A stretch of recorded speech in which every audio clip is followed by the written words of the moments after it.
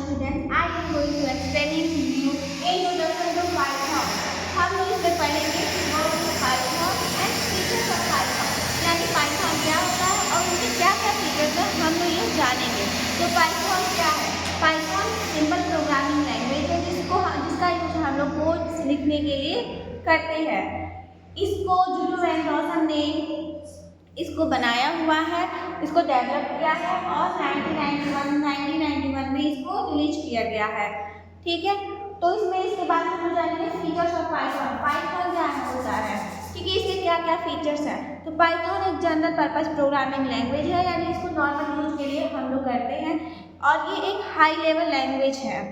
ठीक है, पाइथन दूसरा है, पाइथन एक केस सेंसिटिव लैंग्वेज है। केस सेंसिटिव का मतलब होता है पाइथन एक केस सेंसिटिव लैंग्वेज है।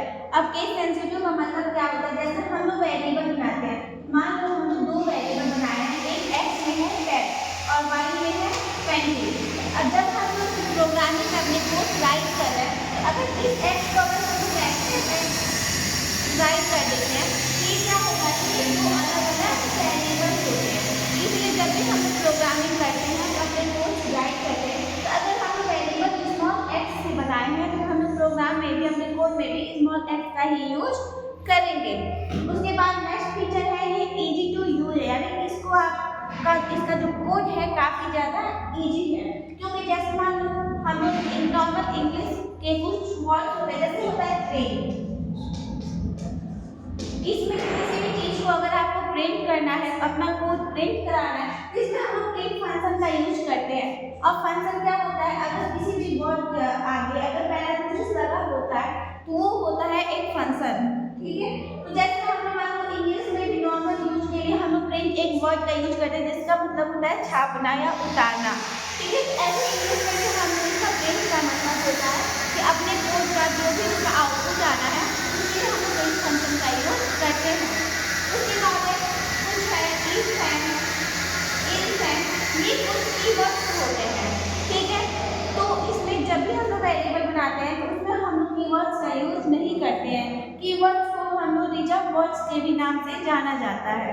क्यों? क्योंकि रिजर्व वर्ड्स वही होते हैं जो हम लोग पहले से क्या करते हैं, जिसको बुक कर रहे हैं। ठीक है, जैसे मान लो एग्जाम्पल में अगर आपको कहीं जाना है तो आप उसको किसी जाने वाले को आप हायर किए हो। ठीक है, अगर वो गाड़ी की बुकिंग पहले से ही हो चुकी है तो क्या आप उस गाड़ी को उसी टाइम पे आप उसी से बुक कर सकते हो? नहीं कर सकते।